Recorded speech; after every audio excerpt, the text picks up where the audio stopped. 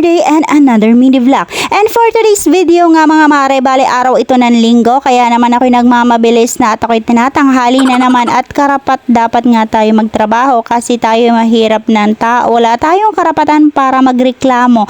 And for today nga mga mare, bali tanghali na nga ito, kaya naman sumakay na ako ng tricycle at doon na nga lang ako'y puso papakaon sa kanto na upang sa ganon makaless-less naman kami sa gas at pagkamahal din naman ngayon na ay. At bago nga ako umuwi, naisipan ko muna dumaan dito sa simbahan na upang sa ganon makapagpasalamat sa isang buong linggo na naman na nagdaan. At buti na lang talaga hindi ganon kainit ang panahon ngayon, kaya naman ako'y suminsay na laang muna din At fast forward na nga po, ako nga ay nakarating na din sa kanto at natagpuan ko na ang aking si Puso.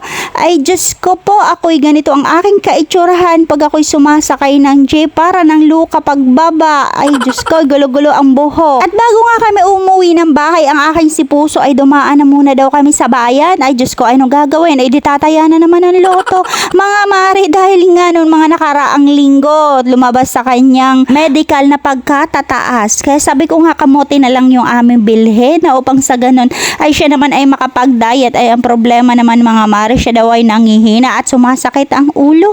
Ay Diyos ko, dito nga ako sa mga kanto-kantong ganito malimit bumili na upang sa gano'n naman ay makatulong tayo sa ating kapwa nangangailangan kaysa pupunta ka pa sa mall. Mga maribali nga kami, bago nga kami umuwi ay suminsay nga muna kami din sa tinapayan at ako nga ay nagaya. Gusto kong kumain yata ngayon ng tinapay at napapaibig. At bukod nga sa kolesterol na pagkatataas sa aking si Puso, ikakoy napakahirap pala talaga pag natanda na lahat ng sakit ay nalabas na.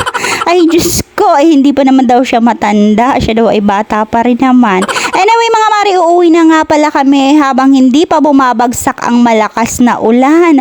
At napakaalinsangan nga. Yun lang naman for today's video. Salamat!